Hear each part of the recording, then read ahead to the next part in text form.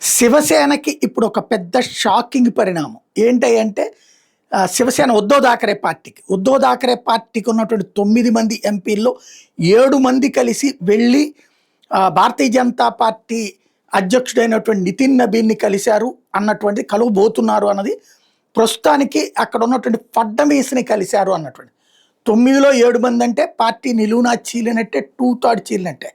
అయితే వీళ్ళు షిండేని నమ్మట్లా, షిండే వైపుకి వెళ్ళట్లేదు. శివసేన పార్టీ 2గా చీలి షిండే పార్టీ ఒరిజినల్ శివసేన అయింది, ఉద్ధవ్ థాకరేది సెకండ్ అదే డూప్లికేట్ శివసేన అయింది కదా. శివసేన ఉద్ధవ్ థాకరే పార్టీ తరపున గెలిచిన 9 మందిలో 7గురు వచ్చి భారతీయ జనతా పార్టీలో విలీనం అవ్వడానికి సిద్ధమని చెప్తున్నారు.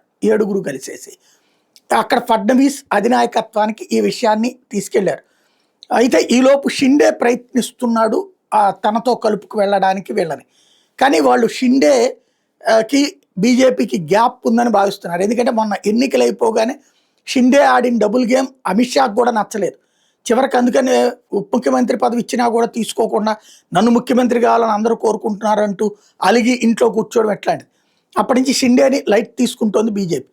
ఆ నేపథ్యంలో బీజేపీ అధినాయకత్వంతో జాతీయ నాయకత్వం, రాష్ట్ర నాయకత్వం ఇద్దరితో కూడా సన్నిహిత్యం ఉండాలంటే వీళ్ళతో కలవడమే బెటర్ అన్నటువంటి దృష్టిలో ఉన్నది శివసేనలోని రెబల్ వర్గం. ఏం జరుగుతుందో చూడాలి.